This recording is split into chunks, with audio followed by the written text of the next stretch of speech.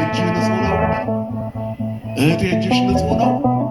አላደፈም? የኔና የእናንተ እጅ እንባ የለበትም፣ ደም የለበትም፣ አልገደልኩም ትል ይሆናል። ማኅበራዊ ትስስር ላይ ያስቀመጥከው ጥላቻ አንዱ ሰው አስገድሎታል።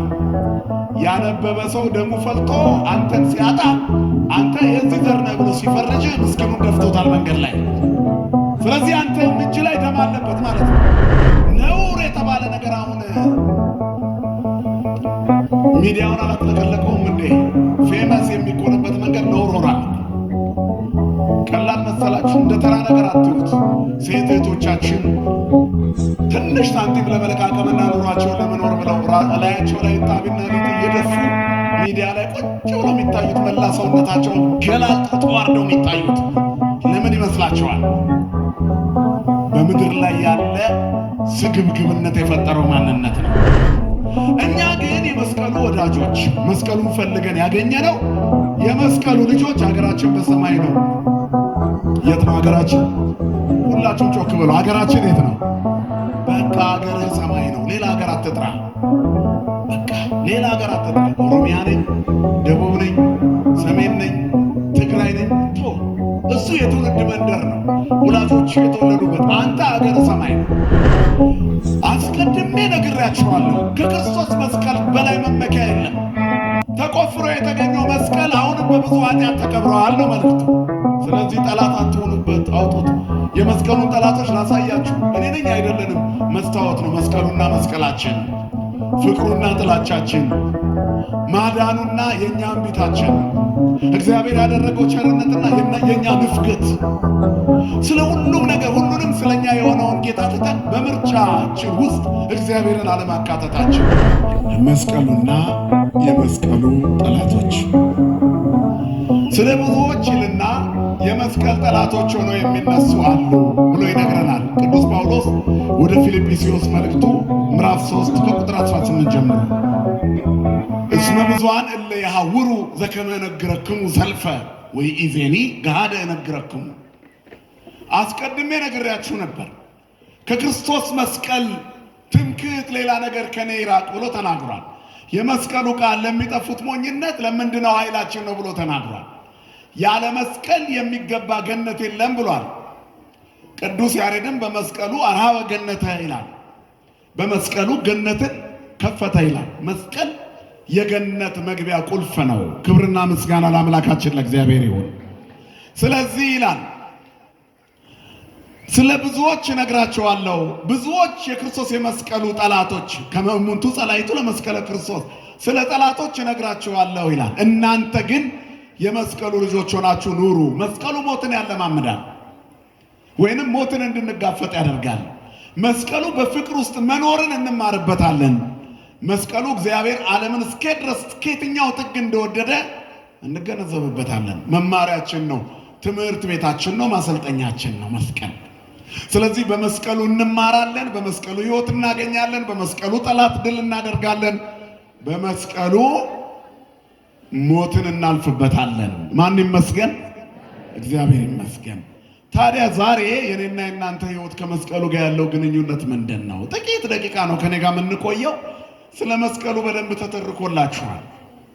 አንዲት ሴት በክርስትና ያልነበረች በሳጥን ታስራ የተጣለች ሴት ፈልጋ መስቀሉን ያወጣችበት ቀን ነው ዛሬ። ዛሬ ቀኑ ስንት ነው? 10 ምን 10? መቼ ነው ቁፋሮ የተጀመረው? በቃ ታሪኩን በደንብ ታውቁታላችሁ። ኢሳይያስ ምን ይላል በትንቢቱ? እግዚአብሔርን ፈልጉት ሲቀርብ ጥሩት ይላል። እሌኒ ንግሥት መስቀሉን ስትፈልግ ኖራለች፣ ስትናፍቀውም ኖራለች። ጠላቶቹን ድል የሚያደርግበት በደመና የመስቀል ምልክት ልጇ ቁስጠንጢኖስ እስከሚያይ ድረስ በጸሎት ተግታለች። የክርስቶስን መስቀል በልቧ ተሸክመው ኖራለች። መከራውን እያሰበች በፍቅሩ ተጠምዳለች። ሰማይ የተከፈተበትን መስቀል በሰማይ ሰሌዳ ላይ እያየች ኖራለች። ለልጇም ዓለም ድል የሚነሳበት የእግዚአብሔር መሆኑን የሚገልጥበት ጠላቶቹን የሚያሸንፍበት ኃይሉ መስቀል እንደሆነ ነግረዋለች። እየተማረ ያደገው ንጉሥ ቁስጠንጢኖስ አብያተ ክርስቲያናት በተዘጉበት ዘመን አብያተ ጣዖታት በተበራከቱበት ዘመን የነገሰ ሰው ነበር። ስለዚህ እሱ ታላቅ ንጉሥ ተባለ። አባታችን አባ ብሾይ በኢትዮጵያው ስንክሳር ብሶይ ይባላሉ። በግብፁ አባ ብሾይ ተብለው የሚጠሩት አባት አንገታቸው ላይ ገመድ አስረው ይጸልዩ ነበር።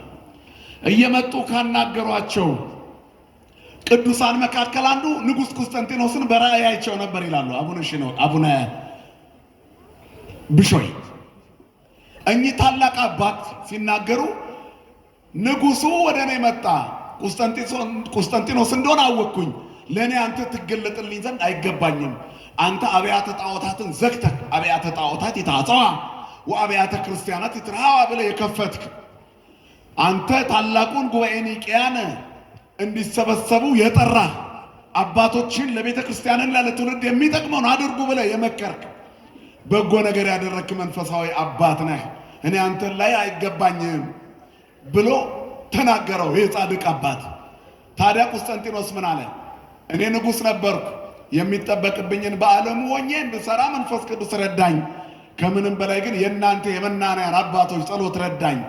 ምክንያቱም መስቀሉን ተክላችሁ በጸለያችሁት ጸሎት አየዋችሁ። የመነኮሳቱ የመናንያኑ ክብር ከሥጋውያኑ ክብር ይበልጣል። እንደ ከዋክብት እየተወነጨፉ ወደ ገነት ሲገቡ አይቻቸዋለሁ አለ። ክብርና ምስጋና ለአምላካችን ለእግዚአብሔር ይሁን። ስለዚህ ይህ ጻድቅ አባት ለክብር እንደበቃ በታላላቆቹ አባቶች ዘንድ በራእይ እስከ መገለጥ ደርሷል። ቆስጠንጢኖስ የንግሥት እሌኒ ልጅ እናት ለልጇ የምታሳየው ነገር መጨረሻውን ያሳምርለታል። ለመጨረሻ ሕይወቱ የራሱ ሚና ይጫወታል። ልጅን በሚሄድበት መንገድ ምራው ይልና በሸመገለ ጊዜ ከእርሱ ፈቀቅ አይልም። ዛሬ ልጆቻችሁን ነጠላ ቋጥራችሁ አስራችኋቸው ወደዚህ የምታመጧቸው ልጆቻችሁ ሲሸመግሉ ከዚያ ፈቀቅ አይሉ። ሁሉም ልጅ የሚታየው አባቱ ወይንም ወላጆቹ በተከሉበት ማንነት ነው። ሌባ ከሆነ ከወላጆቹ የወረሰው ነው። የጻድቅ ልጅ ቀማኛ አይሆንም። የዘረኛ ልጅ በፍጹም ፍትሃዊ አይሆንም። ስለዚህ ሰው የዘራውን ያጭዳል። ንጹሃን ከሆነ ልጆቻችን ንጹሃን ይሆናሉ። ለራሳችን ሳይሆን ለልጆቻችን ስንል ጥሩ ሰዎች ለመሆን እግዚአብሔር ሁላችንንም ይርዳን። ስለዚህ ሰው ራሱን የሚያየው ለሌሎች ሲል ነው፣ ለራሱ ብቻ አይደለም። ኃላፊነትም የሚሰማው ለሌላ ሰው መኖር ሲጀምር ነው። ያላገባና ብቻውን የሚኖር ሰውና ትዳር ይዞ ያገባን ሰው ብታቆሟቸው በዚህ በችኩልነትና አልደፈር ባይነት በበዛበት ዓለም ትዕግስት የምታገኙት የትኛው ጋር ነው? ላጤው ጋር ነው? ባለትዳሩ ጋር? ንገሩኝ እስቲ። ባለትዳሩ ጋር። ለማን እየኖረ ስለሆነ? ቤቴን ይላል፣ ልጆቼን ስለሚል ታጋሽ ይሆናል። የትኛውም ጀግና ለሌላ ሰው መኖር ሲጀምር ኃላፊነት ይሰማዋል። ይሄንን በምሳሌ አወራን እንጂ ሰው ብቸኛም ሆኖ ለሌላ ሰው መኖር ይጀምራል። እነ ቅዱስ ጊዮርጊስ የሰማዕትነትን ጽዋ ሲጎናጸፉ የመስቀሉን ክብር ለሌላው ትውልድ ለማስረከብ የባለቤትነት ስሜት ተሰምቷቸው ነው። መውለድ ማለት የአብራክ ክፋይና የማኅፀን መከፈት ብቻ ሳይሆን በመንፈስ ቅዱስ ጸጋ የምናፈራቸው ጭምር ነው ማለት ነው። እግዚአብሔር ለዚህ ክብር ሁላችንንም ያብቃን። ስለዚህ ለዚህ ኃላፊነት ትልቁ የመማሪያ ትምህርት ቤታችን የሆነ የክርስቶስ መስቀል ነው። እናቱ ቅድስት እሌኒ ንግሥት እሌኒ መስቀሉን በልቧ ይዛ በልጇ ልብ ውስጥ ሳለችው። ከብዙ ጊዜ በኋላ ሲነግስ ሰራዊት አስከትላ እንድትሄድ ፈቀደላት። ኢየሩሳሌም ሄደች።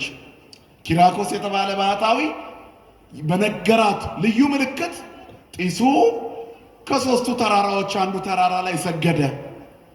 ትልቁ ተራራ በቆሻሻ ተከምሮ ከ300 ዓመት በላይ የቆየው ተራራ ተቆፍሮ በዛሬው ዕለት እንደ ፀሐይ የሚያበራው የጌታ መስቀል ተገኘ። ክብርና ምስጋና ለአምላካችን ለእግዚአብሔር ይሁን። የጌታ መስቀል ተቆፍሮ ተገኝቷል። የኛ መስቀልስ ምን ቀበረው? አለ ወይ? አሁን መስቀል በዚያ በክርስቶስ መስቀል ውስጥ ያፈራ ነው የልጅነት ጸጋ ከኛ ጋር አለ ወይ? የሚወደኝ ሊከተለኝ የሚፈልግ ቢኖር ይጽላ ነፍሶ ይጹር መስቀሎን አረ ወይ ትለወኒ ይከተለኝ፣ ነፍሱን ይጥላ ራሱን ይካድ መስቀሉንም ይሸከም ከዚያ ይከተለኝ ይላል ጌታ። የጌታ ለመሆን የተሰጠን መስቀል አለ ማለት ነው። በልካችን የተሰጠን መስቀል አለ። የክርስትና ሃይማኖት ፈተና የበዛበት ነው። ሳይፈተኑ ማለፍ አይቻልም። ድል ለነሳው ከተሰወረ መና ሰጠዋለሁ ማለት ትግል አለ ማለት ነው። ኪዳኑ ጽኑ፣ ተልእኮ ከባድ፣ ጉዞው ረጅምና በብዙ መልኩ ፈተና ያለበት ስለሆነ በዝንጋታ የምንመለከተውና ያለ ትጥቅ የምንሰለፍበት አይደለም ክርስትና። እንዲያው ዝም ብለን እንደ ልባችን ኖረን ገነት መግባት እንፈልጋለን አይደለም። እስመ በብዙ ጻማ ወድካም ሀለወን ንባ ውስተ መንግሥተ እግዚአብሔር፣ ወደ እግዚአብሔር መንግሥት በብዙ ድካም እንገባ ዘንድ አለን ይላል። ወደ እግዚአብሔር መንግሥት፣ ወደ ማን መንግሥት? ስለዚህ መስቀል መሸከም ያስፈልጋል እና መስቀል ተሰጥቷል ወንድሜ። በኑሮ ውስጥ የሚገጥምህ ፈተና እንድትሸከመው የተሰጠ የአቅምህ መስቀል ነው። በትዕግስት ለፈው። በፊታችን ያለውን ሩጫ በትዕግስት እንሩጥ ይላል። አርአያና ምሳሌ የሆኑ ቅዱሳንን ይጠቅስና ቅዱስ ጳውሎስ እነዚህን ሁሉ ይላል ዕብራውያን ላይ እነዚህን ሁሉ አርአያና ምሳሌ የሆኑ መሪዎቻችንን እንደ ደመና በዙሪያችን ተከድነው ካየናቸው የእምነታችን ራስና ፈጻሚ የሆነውን ክርስቶስ ኢየሱስን ይዘን በፊታችን ያለውን ሩጫ በትዕግስት እንሩጣል። ስለ ነገሥታቱ፣ ስለ ቅዱሳኑ፣ ስለ ነቢያቱ፣ ስለ አባቶቻችን፣ ስለ ሊቃውንቱ፣ ስለ መናንያኑ እነዚህን ሁሉ አስበን እነዚህ ሁሉ የተከተሉት ክርስቶስን ስለሆነ እነሱ እንደተከተሉት እንከተል። ተመሰሉ ኪያየ በከመ አነ እትመሰሎ ለክርስቶስ አምላኬ፣ እኔ አምላኬ መድኃኒቴ ሕይወቴ ክርስቶስን እንደመሰልኩት እናንተ እኔን ምሰሉ አለ ቅዱስ ጳውሎስ። የቀደሙ አባቶቻችሁን አስቡ፣ እነሱ መስቀሉን ተሸክመው ድል አድርገዋል ነው። ሌላ ቦታ ላይም ቅዱስ ጳውሎስ ዕብራውያን 13 ላይ ምንድን ነው ያለው? ተዘከሩ መኳንንቲክሙ ዘነገሩክሙ ቃለ እግዚአብሔር፣ የእግዚአብሔርን ቃል የነገሯችሁ ዋኖቻችሁን አስቧቸው። ወእንዘ ትሬኡ ሰናየ ግዕዞሙ ወመጻኢቶሙ ተመሰሉ በሃይማኖቶሙ፣ የኑሯቸውን ፍሬ እየተመለከታችሁ በእምነት መሰሏቸው። ሃይማኖታቸውን፣ ትሩፋታቸውን፣ ተጋድሏቸውን። በከፍተኛ ተጋድሎ ነው የዛሬው መስቀል ተቆፍሮ የተገኘው። ስለዚህ በየቤትህ ተጋድሎ አለብህ ማለት ነው። በኑሯችን ላይ የሚገጥሙን ፈተናዎች ቤተሰቦቻችን ላይ፣ እኛ ላይ፣ ሀገራችን ላይ፣ መንደራችን ላይ፣ ኑሯችን ላይ፣ ትዳራችን ላይ፣ ብቸኞችን ከሆንን የብቸኝነት ህይወታችን ላይ በልካችን የተሰራ የተሰጠን ፈተና አለ። እሱን ማለፍ ያስፈልጋል። መስቀሉን መሸከም እንደዚሁ አይደለም። ሳይለፉ ሳይደክሙ ማግኘት የለም። እስመ በብዙ ጻማ ወድካም አለወን ንባ ውስተ መንግሥተ እግዚአብሔር፣ ሐዋርያት ሥራ ላይ የተጻፈ ነው። ወደ እግዚአብሔር መንግሥት በብዙ ድካም መግባት አለብን። አንዳንድ ሰዎች ከዚህ በኋላ ትግል አያስፈልግም፣ ከዚህ በኋላ ምንም አያስፈልግም፣ እንዲሁ በጸጋው ድነናል። ስንፍና ነው ይሄ። በእርግጥ ድነናል እኮ በክርስቶስ ኢየሱስ የሆነው ነገር ሁሉ ያልከፈልንበት በጸጋ ያገኘነው ነው። ክብርና ምስጋና ለስሙ ይሁን። ስለዚህ በጸጋው ድነናል።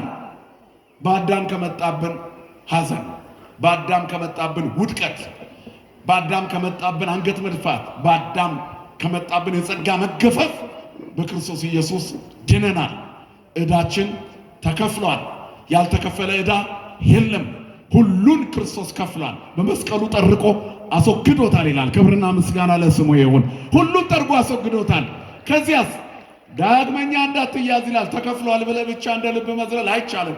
ጭፈራ የበዛበት ዓለም የሚናገረው ይሄን ነው። ተከፍሏል ይልሃል። ለመቼ ነው የተከፈለው? ወደፊትም ለምትሰራው ኃጢአት አይደለም። በነፃነት ልንኖር ክርስቶስ ነፃ አወጣን ይልና እንግዲህ ጸንታችሁ ቁሙ ካለ በኋላ ምን ይላል? ዳግመኛም በባርነት ቀንበር አትያዙ። አያችሁ፣ መያዝ አለ ማለት ነው። ስለዚህ አሁን ኃጢአት ብሰራ እንደ ልቤ ብሆን ተከፍሎ አይሰራም። እንደዚህ በአዳም ከመጣው በደል ዓለም ሁሉ ድኗል።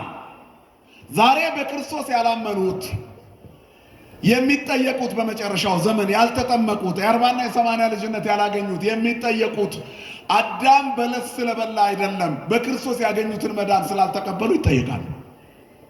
የተከፈለላቸውን ዋጋ አሜን ብሎ ስላልተቀበሉ ይጠየቃሉ። ክርስቶስ የመጣውን መድኃኒት አልተቀበሉምና ዳግመኛ በክህደት ባርነት ስለተያዙ ይጠየቃሉ። ስለቀደመው በደል ግን እግዚአብሔር ከፍሏል። ክብርና ምስጋና ለስሙ ይሁን። በዋጋ ተገዝታችኋልና በሚጠፋ ወርቅና ብር አይደለም። እውነት ነው። ተቤዥቻለሁ አትፍራ የሚለው ቃል እግዚአብሔር ቤዛ ሆኗል። በእርሱ የሚያምን ሁሉ የዘላለም ሕይወት እንዲኖረው እንጂ እንዳይጠፋ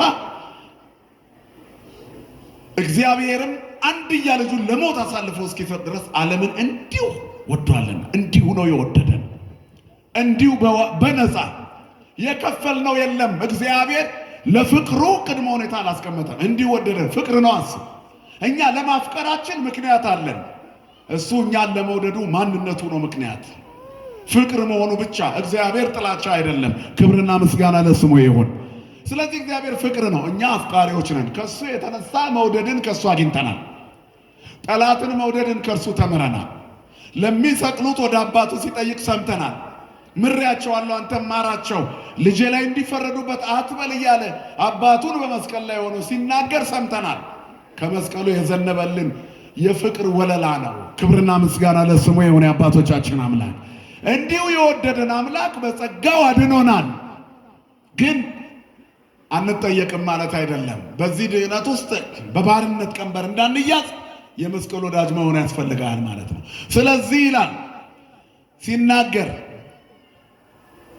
ብዙዎች ለክርስቶስ መስቀል ጠላቶች ሆነው ይመላለሳሉና ብዙ ጊዜ ስለ እነርሱ አልኳችሁ፣ አሁን እንኳን እያለቀስኩ እላለሁ ይላል ቅዱስ ጳውሎስ። እለ ዳህሪቶሙ ለሕርትምና መጨረሻቸው ጥፋት ነው። እስመ ብዙኃን እለ ይሐውሩ ዘከመ እነግረክሙ ዘልፈ ወኢዜኒ ገሃደ እነግረክሙ ከመ እሙንቱ ጸላእቱ ለመስቀለ ክርስቶስ። አስቀድሜ ነግሬያቸዋለሁ፣ ከክርስቶስ መስቀል በላይ መመኪያ የለም። ተቆፍሮ የተገኘው መስቀል አሁንም በብዙ ኃጢአት ተቀብረዋል ነው መልእክቱ። ስለዚህ ጠላት አትሆኑበት፣ አውጡት። የመስቀሉን ጠላቶች ላሳያችሁ። እኔ ነኝ አይደለንም፣ መስታወት ነው መስቀሉና መስቀላችን፣ ፍቅሩና ጥላቻችን፣ ማዳኑና የኛ እምቢታችን፣ እግዚአብሔር ያደረገው ቸርነትና የኛ ንፍገት። ስለ ሁሉም ነገር ሁሉንም ስለኛ የሆነውን ጌታ ትተን በምርጫችን ውስጥ እግዚአብሔርን አለማካተታችን፣ በውሏችን ሙሉ ቀን ስጋዊ ሆነን መመላለሳችን የተከፈለልንን ዋጋ እንድንረሳ አድርጎናል። ስለዚህ የምንኖረው ሕይወትና የተከፈለልን ዋጋ አልተመጣጠነም። ጠላት የተባሉት እነማን ናቸው? መናፍቃን ብቻ ናቸው? ያልተጠመቁት ብቻ ናቸው ወይስ የተጠመቁ ጠላቶች የሉም ወይ? መጽሐፍ ቅዱስ መስታወት ነው ራሳችንን የምናይበት። ከመ እሙንቱ ጸላእቱ ለመስቀለ ክርስቶስ ይልና መጨረሻቸው ጥፋት ነው ይላል። ስለ እነዚህ ሰዎች የክርስቶስ መስቀል ጠላት የሆነ ሰው አይጸድቅም ነው መልእክቱ። በክርስቶስ የመስቀሉ ፍቅር ያልተመላለሰ አይድንም ነው መልእክቱ። እለ ዳህሪቶሙ ለሕርትምና ካለ በኋላ እለ ከርሶሙ ያመልኩ ሆዳቸው አምላካቸው ነው። ማን ነው ዛሬ ለሆዱ ሆድ የሚባለው ስለሚበላ ነገር ብቻ አይደለም፣ ስለ ስጋዊ ማግበስበስ ነው። ለሆዱ ብሎ ለገንዘብ ብሎ ለሀብት ብሎ ለንብረት ብሎ ባልንጀራውን ያላሳዘነ ማን ነው እኛ መካከል? ከባልንጀራው ጋር የተጣላ ቢኖር የተጣላበት ምክንያት ገንዘብ ከሆነ ይተውለት፣ የሆድ ጉዳይ ከሆነ ይተውለት፣ መንፈሳዊ ጉዳይ ካልሆነ ወለእመቦ ዘተሃየሰ ምስለ ቢጹ ይድግሎቱ ይላል መጽሐፍ። ማን ነው ለባልንጀራው የሚተው? ባልንጀራው ላይ በሐሰት ያልማለ ማን ነው? መኑ ያድር ውስተ ደብረ እግዚአብሔር ብሎ ወመኑ ይቀውም ውስተ መካነ መቅደሱ። በእግዚአብሔር ተራራ ላይ ማን ያድራል? በቅድስና መቅደሱ በሰማይ ባለ መቅደሱ ፊት የሰማይ የእግዚአብሔር መንግስት መገለጫ በሆነች ተዋህዶ ፊት ማን ይቆማል? ዘንጹህ ልቡ ወንጹህ ደዌሁ። ልቡ ንጹህ፣ እጁ ንጹህ የሆነ ወንድሜ እጅህ ንጹህ ነው፣ እህቴ እጅሽ ንጹህ ነው። አላደፈም የኔና የናንተ እጅ፣ እንባ የለበትም፣ ደም የለበትም። አልገደልኩም ትል ይሆናል። ማህበራዊ ትስስር ላይ ያስቀመጥከው ጥላቻ አንዱን ሰው አስገድሎታል። ያነበበ ሰው ደሙ ፈልቶ አንተን ሲያጣ አንተ የዚህ ዘር ነህ ብሎ ሲፈርጅ ምስኪኑን ደፍቶታል መንገድ ላይ። ስለዚህ አንተም እጅ ላይ ደም አለበት ማለት ነው። ክፉ ነገር ተናግረን ያ ክፋታችን ከበቀለ ተጠያቂዎች እኛ ነን። ሰው የዘራውን ምን ያደርጋል? ያጭዳል። እና ዛሬ በሀገራችን እያጨርን ያለ ነው የዘራ ነው። ጥላቻው፣ ትርክቱ፣ ተረቱ፣ ስድቡ፣ ውሸቱ በሙሉ የዘራናቸው ናቸው። መድኃኔዓለም እነዚህን አረም ነቅሎ ያስወግድልን። በፍቅር እንዳንኖር እንቅፋት የሆነብን ንጹህ አለመሆናችን ምልክት ነው። ስለዚህ የልብ ንጽህና ይፈልጋል እግዚአብሔር፣ እጃችን ንጹህ እንዲሆን። ይህን የፈጠረው ምንድን ነው? ሆዳምነት፣ ምድራዊ ሀሳብ ሆዳምነት፣ ስጋዊ ሀሳብ ሆዳምነት፣ ገንዘብን መውደድ፣ ስልጣንን መውደድ፣ በወንድ በስልጣን መመካት፣ በዘር መመካት፣ ጎጠኝነት። ሆዳቸው አምላካቸው ነው። ከማተባቸው ይልቅ ዘረኝነታቸው አይሎ ይታያል። ሆድ የተባለው ይሄ ነው። ጊዜን ተገን አድርገው ባልንጀሮቻቸውን ያሳድዳሉ። ሆድ የተባለው ይሄ ነው። እለ ከርሶሙ ያመልኩ፣ ሆዳቸውን ያመልካሉ፣ ዘራቸውን ያመልካሉ። ግርግር በበዛባት ዓለም ላይ እየረሳን ነው እንጂ በሀገራችን ውስጥ እኔ ዘሬ ከሃይማኖት ይበልጥብኛል ያሉ አክቲቪስቶች ሰምተናል። አይደለም እንዴ? እነዚህን ነው ለከርሶም ያመልኩ። ትንሽ የደንብ አስከባሪ ስልጣን ሲያገኙ የቤተ ክርስቲያን አካባቢ ያሉ ጧፍ መሸጫዎች ካልፈረሱ ብሎ የሚሮጡ አሉ። ለከርሶም ያመልኩ ጊዜን ተጠቅመው ቤተ መቅደሱን የሚገፉ ለከርሶም ያመልኩ ሆዳቸው አምላካቸው። ለቤተ ክርስቲያን ያላቸውን ጥላቻ የቤተ ክርስቲያን ልብስ የለበሱ ወንድሞችና እህቶችን በማንገላታት ጊዜን ተጠቅመው የሚጠቀሙ ሆዳሞች ለከርሶም ያመልኩ። እነሱ ማን ናቸው አለ? የመስቀል ጠላቶች ናቸው። አይሁድ ብቻ አይምሰላችሁ፣ የዘመኑ አይሁዶች እኛም ነን። ባልንጀራን ስታሳድድ ሆድህን አምልካል። ቅድስናው ተራራ ላይ ልቡ ንጹህ፣ እጁ ንጹህ። ልብ አይደለም ልቡ ንጹህ፣ ቂም የሌለው፣ በቀል የሌለው፣ ክፋት የሌለው፣ ተንኮል የሌለው፣ ዘረኝነት የሌለው፣ ምቀኝነት የሌለው እሱ የመስቀል ወዳጅ ነው። የመስቀሉ ጠላት ከመሆን ይሰውረን መድኃኔዓለም። ስለዚህ በዚህ መስታወት ራሳችሁን እዩ። በእውነት አንቺ የመስቀል ወዳጅ ነሽ? ዘረኝነት የለብሽም? ወደ ራስሽ አታደይም? ከጎንሽ ያሉትን አልናቅሻቸው? ጊዜ ተጠቅመሽ አልገፋሻቸው? አንቺ የምትፈልጊው ባውንደሪ የለም? መስቀሉ ማዕከለ ምድር ቀራንዮ ሆነ የቆመው ያየ ሁሉ ይድናል፣ የዳሰሱት ሁሉ ዳኑ፣ መስቀሉን ያዩ ሁሉ ተለወጡ። መድኃኔዓለም ይለውጠን ሁላችንን። ስለዚህ አይኖቻችን መስቀሉ ላይ መተከል አለባቸው። ለሞት እንዳይተኙ፣ ለዘረኝነት እንዳይተኙ፣ ለሆዳቸው እንዳይንበረከኩ። አብርሆን ለአዕይንትየ ከመ ይኑ ማለመዊት፣ አቤቱ ለሞት እንዳይተኙ አይኖችን አብራ ይላል ዳዊት። ሞት የተባለው ሆዳምነት ነው። ገንዘብ፣ በገንዘብ መመካት፣ ዘረኝነት፣ ክፋትና ተንኮል፣ ምቀኝነት፣ ጎጠኝነት፣ ጊዜን ተጠቅሞ ባልንጀራን መጉዳት፣ እነዚህን ነው ሆዳቸው አምላካቸው ያለው። የኔና የናንተስ? እግዚአብሔር በቃሉ መስታወት ሁላችንን የሚያስተምረን። ክብራቸው በነውራቸው ነው። ወክብሮሙ አሳሮሙ፣ ነውር የተባለ ነገር አሁን ሚዲያውን አላጥለቀለቀውም እንዴ? ፌመስ የሚኮንበት መንገድ ነውር ሆኗል። ቀላል መሰላችሁ? እንደ ተራ ነገር አትዩት። ሴት እህቶቻችን ትንሽ ሳንቲም ለመለቃቀምና ኑሯቸውን ለመኖር ብለው ላያቸው ላይ ጣቢና ሊጥ እየደፉ ሚዲያ ላይ ቁጭ ብለው የሚታዩት፣ መላ ሰውነታቸውን ገላልጠው ተዋርደው የሚታዩት ለምን ይመስላችኋል? በምድር ላይ ያለ ስግብግብነት የፈጠረው ማንነት ነው። ስለዚህ ክብራቸው በነውራቸው ነው አለ። በነውራቸው አጊጠው ለመሄድ በነውራቸው ወጥተው ሲሄዱ ታዩዋቸዋላችሁ። እርቃናቸውን ክብራቸውን ትተው ማንነታቸውን አዋርደው ለግንፍል ስሜታዊነት ክቡር ሰውነታቸውን ወደ ሸቀጥነት ለውጠው በማግስቱ በውድ መኪና ቢሄዱ ምን ጥቅም አለው? ቀን ላይ ማታ እርቃናቸውን ልናያቸው ነው። ስልካችንን እንደ ባንሸራተት ነው ቁጥር የምናየው የሀገራችንን ገመና ነው። የስድብ ቃላቶች፣ የነውር ቃላቶች፣ ያልተመረጡ ንግግሮች፣ እናትና አባት የሚያሳፍሩ። የሚቀጥለው ትውልድ ከዚህ ከተማረ የሚያዝ ትውልድ አይኖርም። እግዚአብሔር የተሻለ ዘመን ያምጣልን።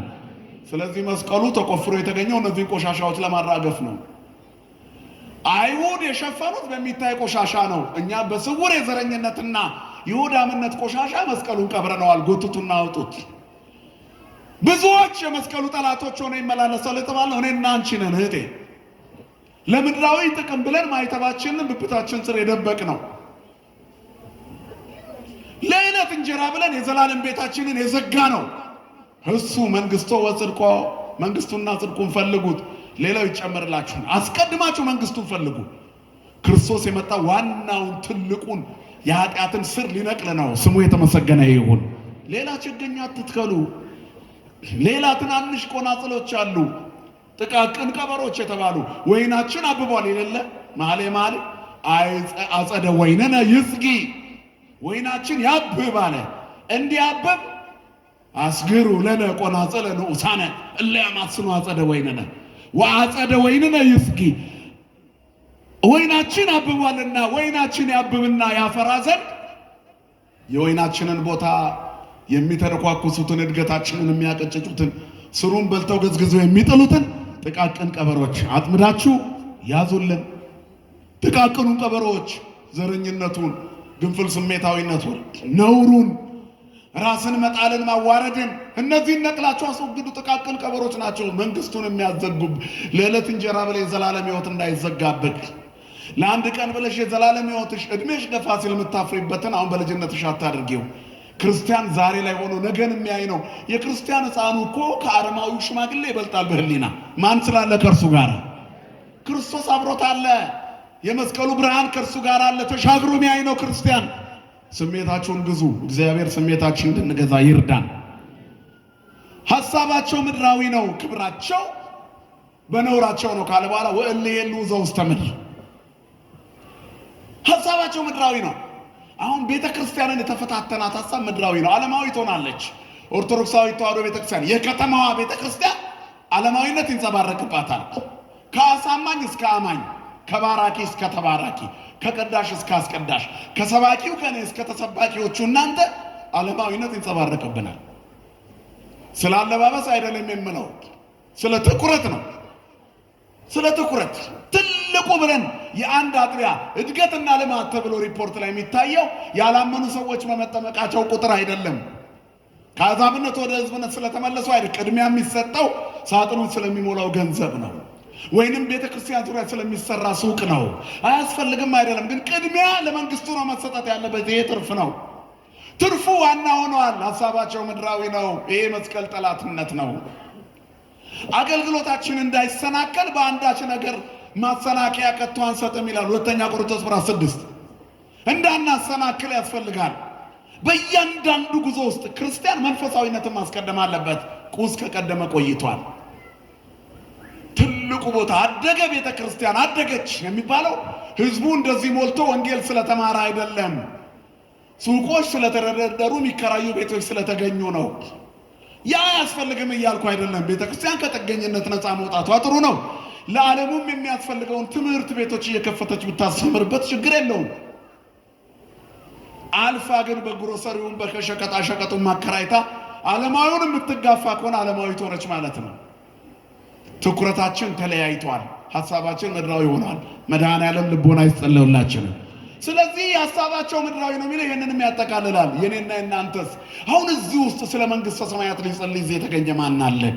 እኔና እናንተ መሃል ስንመለስ ከስራ የተባረረ ስራ እንዲያገኝ ተገቢ አይደለም እያልኩ አይደለም። ቅድሚያ ግን መንግስቱና ጽድቁን ነው። አስቀድማችሁ መንግስቱና ጽድቁን ፈልጉ፣ ሌላው ትርፍ ነው። ክርስቶስ እሱን ፍለጋ ለመጡ ሰዎች 5 እንጀራና 2 ዓሣ አበርክቶ መገባቸው። ይገርማል እኮ እናንተ። ያ ሁሉ ህዝብ ሲበላ ስለ እንጀራ አንድም ቀን አልነገራቸውም። የሚነግራቸው ስለ እግዚአብሔር መንግስት ነው። ንስሐ ስለ መግባት ነው፣ ስለ መለወጥ ነው፣ ስለ ነፍስ ልምላሜ ነው፣ ስለ ዘላለማዊነት ነው። ልክ እንጀራ ሲበሉ ታንኳ እየተከራዩ ተከተሉት። እኔ እኮ ለዚህ አልመጣሁም አለ ጌታ፣ ስሙ የተመሰገነ ይሁን። እንዴ አባቶቻችሁ በምድረ በዳ እኮ መና በሉ፣ አባቶቻችን በሉ። ነገር ግን አለ አበዊክሙሰ በሉ መና በገዳም ወሞቱ። አባቶቻችሁማ በበረሃ መና በሉ ግን ሞቱ። ስለዚህ ሞትን የሚያሻግር እንጀራ ብሎ ይሄኛውን ተዉት አላቸው። አይ እኛ ስለበላን የተከተልን አሉት አይሁድ። ለሚጠፋ መብል አትከተሉኝ አላችሁ። ሐሳባችሁ ምድራዊ አይሁን። ለሚጠፋ መብል ክርስቲያን አትሁኑ። ለዚህማ ከፍተኛ ደሞዝ የሚከፍል እኮ ሌላ አለ አይደል እንዴ? ቤተ ክርስቲያን ውስጥ እኮ አሉ 10 ዓመት 12 ዓመት የቤተ ክርስቲያን ጥበቃ ሆነው ኖረው ሌላ በክርስቲያን ስም የተቋቋመ ሌላ ቸርች ተብዬ ትንሽ የተወሰነች ደሞዝ ሲጨምርላቸው እዛ ጥበቃ ይሆናሉ። ሃይማኖታቸውንም እዛው ይቀይራሉ። እነዚህ ሰዎች ቤተ ክርስቲያኗን በደው ያ ሁሉ ቅዳሴ ሲዘንብባቸው አልነካቸውም። ያ ሁሉ ቃል እግዚአብሔር ማህሌቱ፣ ሰዓታቱ፣ ወንጌሉ፣ ስብከቱ የተዋህዶ ርቴትነት የሚያሳየው የጠራ ስርዓት አምልኮ አልነካቸውም። ለምን? ሐሳባቸው ምድራዊ ስለሆነ። መርጌታ እስከመሆን ድረስ፣ መነኩሴ እስከመሆን፣ ቆሞስ እስከመሆን ድረስ የኖሩባት ቤተ ክርስቲያን ውስጥ ደሞዝ ስለተጨመረላቸውና ሐሳባቸው ስጋዊ ስለሆነ ቆባቸውን ጥለው ለድራማ ብቻ የሚቀርጹ ሰዎች አሉ ሚዲያው ላይ። ከበነጠጡ እኮ 20 ዓመት ሆኗቸዋል። ዛሬም ቆቡን ያደርጉታል ለገበያ ስብሰባ። ሃይማኖቱ ለገበያ ስብሰባ የተደራጀ ነው። ሐሳባቸው ምድራዊ ነው። እኛ የዛሬ 20 ዓመት ከእስልምና የመጣ ሰው ቢኖር 20 ዓመት አይደለም የዛሬ 20 ቀን የመጣ ሰው ቢኖር ኮፍያው እንዲያደርግ ትፈቅዱለታላችሁ? ነገሩ ቤተክርስቲያን ተፈቅዳለች? ከተጠመቀ በኋላ ምን ሆነ? በቃ ተለውጧል። ኦርቶዶክሳዊ ምንም የገበያ ግርግር እዚህ ምድራዊ ነገር ኦርቶዶክስ ችርቻሮ ላይ የለችም። ክብርና ምስጋና ለአምላካችን ለእግዚአብሔር ይሁን። እኛ ችርቻሮ ላይ የለንም። ፓስተሩ ከተጠመቀ በኋላ ነጠላ ነው የሚለብሰው። በሌላ ስም እንዲጠራ አንፈቅድለትም። በቃ ጨርሷል። አማኝ ነው፣ እያስቀደሰ ይቆርባል እንጂ እየቀየረ የድሮውን እየለበሰ አይቻልም። እኛ ቤት የድራማ ቤት አይደለም። ይሄ ቤት የእውነት ቤት ነው። ቤቱ የእውነት አምድና መሰረት የሕያው እግዚአብሔር ቤተ መቅደስ ነው። ድራማ አይሰራበትም። ክብርና ምስጋና ለአምላካችን ይሁን። የጠራ ሃይማኖት ውስጥ ነው ያለነው። በዚህ ሃይማኖት ውስጥ ሲኖሩ ሐሳብ ምድራዊ መሆን አይቻልም። ሐሳባችን ሰማያዊ ነው መሆን ያለበት። የመስቀሉ ጠላቶች ግን የታጠቁለት ዓላማ ጠላትነት ስለሆነ ሐሳባቸው ምድራዊ ነው። በዚህ ለዩአቸው። እኛ ኦርቶዶክሳውያን አንለወጥም። ምክንያቱም የማይለወጠው እግዚአብሔር ከኛ ጋር ስለሆነ። ክብርና ምስጋና ለአምላካችን ይሁን። ወእልሄሉ ዘውስተ ምድር ይልና ወለነሰ ዘውስተ ሰማያት ሀገርነ። እኛ ግን የመስቀሉ ወዳጆች፣ መስቀሉን ፈልገን ያገኘነው የመስቀሉ ልጆች፣ ሀገራችን በሰማይ ነው። የት ነው ሀገራችን? ሁላችሁም ጮክ በሉ። ሀገራችን የት ነው? በቃ ሀገርህ ሰማይ ነው። ሌላ ሀገር አትጥራ። በቃ ሌላ ሀገር አትጥራ። ኦሮሚያ ነኝ፣ ደቡብ ነኝ፣ ሰሜን ነኝ፣ ትግራይ ነኝ። እሱ የትውልድ መንደር ነው፣ ወላጆቹ የተወለዱበት። አንተ ሀገር ሰማይ ነው። ሰው ከተጠመቀ በኋላ ዘሩ አይጠቀስም። ነፍስ እኮ ብሔር የላትም፣ ዘር የላትም። ነፍሳችን ተስፋዋ እግዚአብሔር ነው። ነፍስህ ነሰ ትሴፋው ለእግዚአብሔር ነው። እስመ ረዳኢ ነው ምስካይ ነው ትላለ። ረዳታችን መጠጊያችን ለዘላለሙ ኃይላችን እግዚአብሔር ስለሆነ ነፍሳችን ማንን ተስፋ ታደርጋለች? እግዚአብሔርን። ነፍሳችሁ ነው ይሁን። እሷ ዘር የላትም። ነጽሩ ነፍሰክሙ ወአንጽሑ ነፍሰክሙ። ነፍሳችሁን ተመልከቱና ሰውነታችሁን አጥሩ። ነፍስ አርአያና ምሳሌ ትሆናለች። አያችሁ፣ ለዚህ ነው ቅዳሴ ጊዜ ላይ ጌታ ያስተማራቸው ነፍሳችሁን ተመልከቱና ሰውነታችሁን አጥሩ። ሰው የራሱ አስተማሪ ነው። እሱነቱ ያስተምረዋል፣ ነፍሱ ታስተምረዋለች፣ ህሊናው ታስተምረዋለች። ያላመኑ አሕዛብ እንኳን ከህሊና የተነሳ ይፈረድባቸዋል ማለት ነፍሳቸውን ስላልተመለከቱ ይቀጣሉ። ስለዚህ ነፍሳችን ትነግረናለች። ክርስቶስ በማእከለ ምድር ቀራንዮ የተከለው መስቀል ዓለም ሁሉ የዳነበት ነው። እኛም የምንከተለው እሱን መስቀል ነው። ያ መስቀል የእኛን መስቀል ስንሸከም ትከሻችንን ያጠነክረዋል። ከሊቶስጥራ እስከ ቀራንዮ በቆሰለ ትከሻው ተገርፎ ይዞት የወጣው መስቀል የሁላችንንም ዕዳ ከፍሏል። ዳግመኛ በባርነት ቀንበር እንዳንያዝ አገራችን የት ይሁን? ለሰማይ ክብር ያብቃን። የቆየነው። ስብሐት ለእግዚአብሔር።